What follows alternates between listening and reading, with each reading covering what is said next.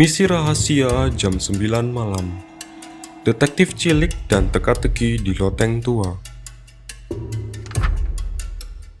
Sudah 3 malam berturut-turut, Peter mendengar suara aneh dari atas loteng rumah nenek.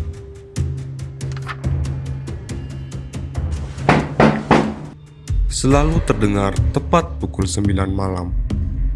Awalnya, ia pikir itu cuma suara kayu tua atau angin malam. Tapi lama-lama suara itu makin jelas dan makin misterius. Malam sebelumnya, suara itu terdengar lebih keras. Peter yang sedang membaca komik sampai terlonjak kaget di tempat tidur. Ia menoleh ke arah langit-langit kamar dengan dahi berkerut. Ini nggak biasa, pasti ada sesuatu di atas sana, pikirnya. Dengan cepat, ia mengambil buku catatan kecil dari laci meja. Di halaman baru, ia menulis dengan huruf besar. Misi rahasia jam 9 malam. Menemukan sumber suara misterius di loteng. Dan malam ini, ia siap memulai petualangan itu. Tapi tentu saja dia tidak sendiri. Ia mengetuk pintu kamar sepupunya, Chloe, si jago kode rahasia. Chloe, malam ini kita naik ke loteng. Bawa senter, kompas, dan coklat cadangan. Karena ini bukan misi biasa. Aku takut kita kelaparan. Chloe langsung bangkit dari tempat tidurnya dan tersenyum penuh semangat. Petualangan dimulai. Dengan hati-hati, mereka menaiki tangga kayu menuju loteng.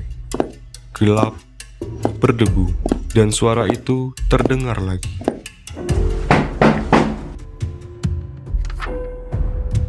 Peter menyalakan senter.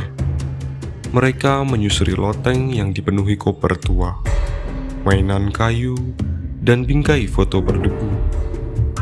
Tiba-tiba, senter Chloe menyinari sebuah kotak kayu tua yang sedikit terbuka dan bergoyang pelan.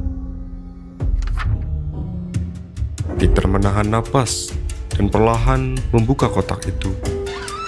Mereka terperanjat.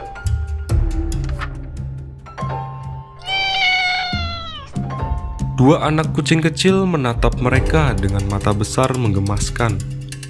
Satu berbulu oranye, satunya lagi putih bersih seperti salju. Mereka terlihat kelaparan dan gemetar ketakutan. Mereka masih kecil banget. Bisik Chloe. Dan gak ada induknya. Tambah Peter sedih. Anak-anak itu menoleh ke sekeliling, tapi tak ada jejak sang induk. Peter dan Chloe saling pandang. Kita gak bisa ninggalin mereka, kata Peter tegas. Kita rawat mereka, jadi bagian tim rahasia kita. Seru Chloe bersemangat.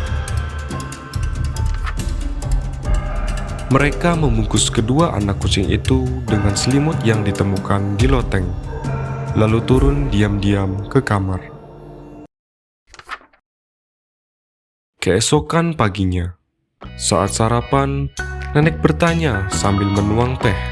Aneh ya, suara di loteng tiba-tiba hilang dari malam. Peter tersenyum sambil mengelus kucing oranye di pangkuannya. Chloe menggendong yang putih seperti bayi. Nenek mengamati mereka, lalu tersenyum lembut.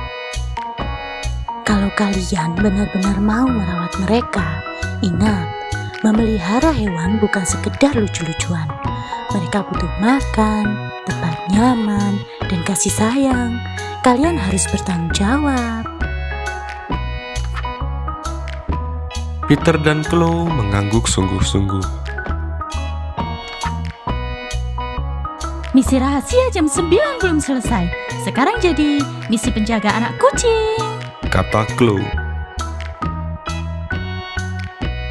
Pesan moral dari cerita ini adalah keberanian sejati bukan hanya soal menghadapi rasa takut, tapi juga memilih untuk menolong saat dibutuhkan.